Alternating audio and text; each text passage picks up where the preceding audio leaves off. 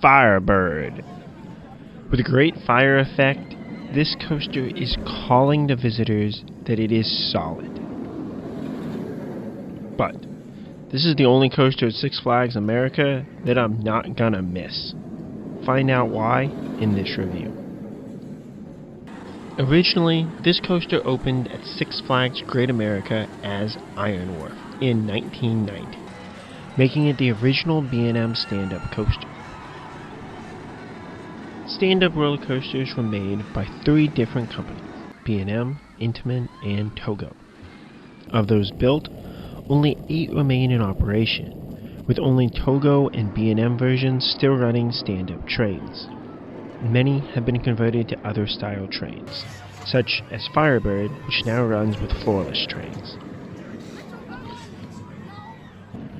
From a roller coaster tycoon standpoint, the B&M and Intimate models would be the Hyper Twist coaster, and the Togo model is what the regular stand-up coaster was based off of. For B&M, only 4 of their stand-up coasters were made, with 4 additional stand-up models like Firebird still running, but with floorless seats.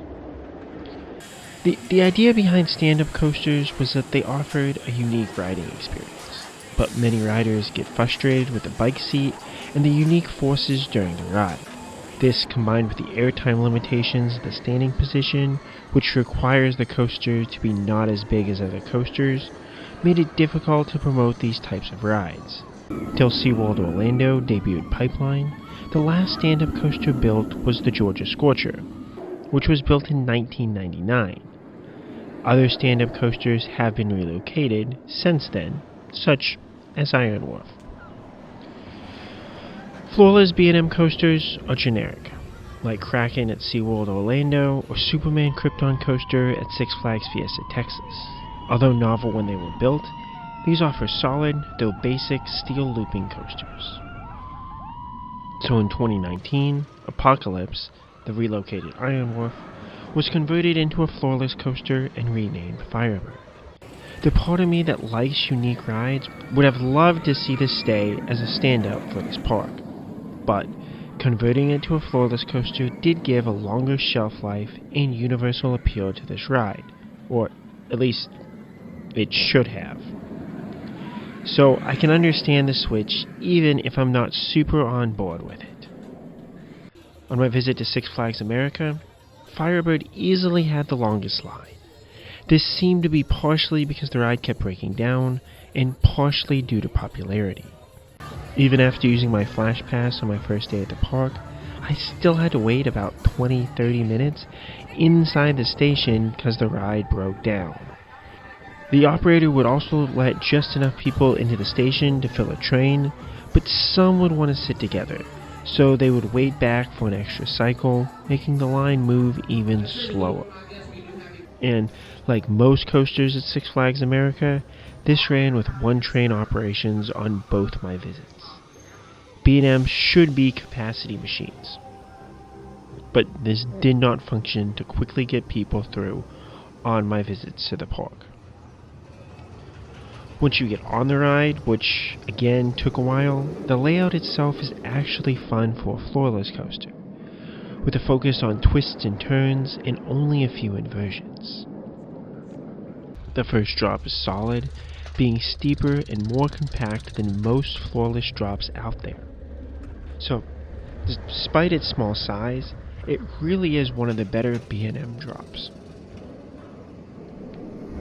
In B&M fashion, this leads right into a vertical loop, which are fun inversions for me as they are forceful but not whippy like corkscrews or inline twists. Then you have 2 bank turns.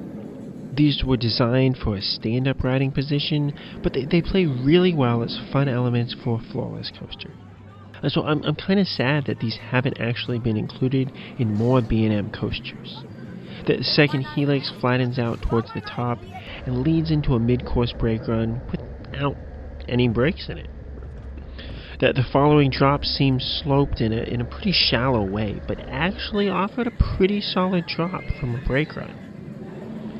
This leads into a second inversion, which is a whippy corkscrew, which are not my favorite, followed by a decent turnaround, The small S-hill doesn't really give much airtime, but probably a decent jerk to the train, followed by a low to the ground helix that goes past the awesome fire effect.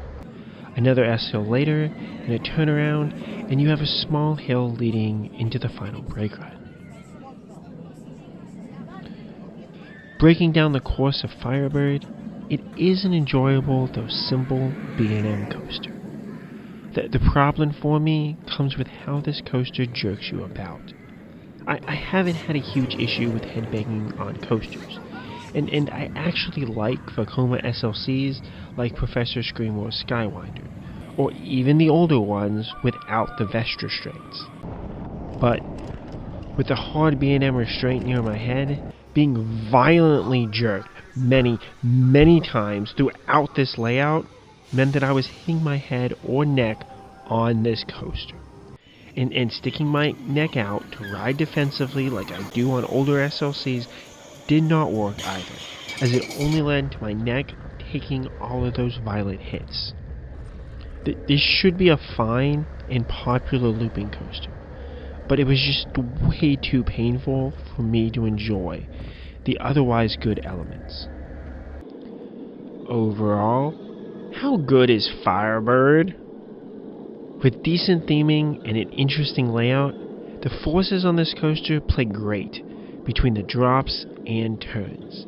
The lack of inversions is not a negative for me, as I can really appreciate the various forces throughout this coaster, more than most B&M loopers that I've been on.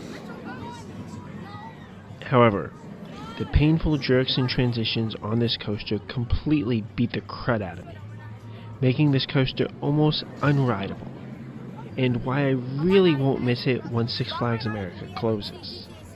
I rank it as one of the worst coasters that I've ridden, right below Blue Hawk at Six Flags Over Georgia, which I feel is useless for that park's coaster lineup, and the inversions on it just hurt me with their intensity a bit too much. I rank it right above Rolling Thunder at Big River's Water Park and Adventures, which is my highest ranked FPF Visa spinner, largely because it has a hamster wheel and is included free with park admission. Firebird isn't the worst coaster that I've ridden, as it does have good elements, but man, it gets hurt in my rankings because of how much it simply hurts me. What has been your experience on Firebird? Did it beat up your head and neck like it did for me? Let me know, and as always, Cup Coon Crop.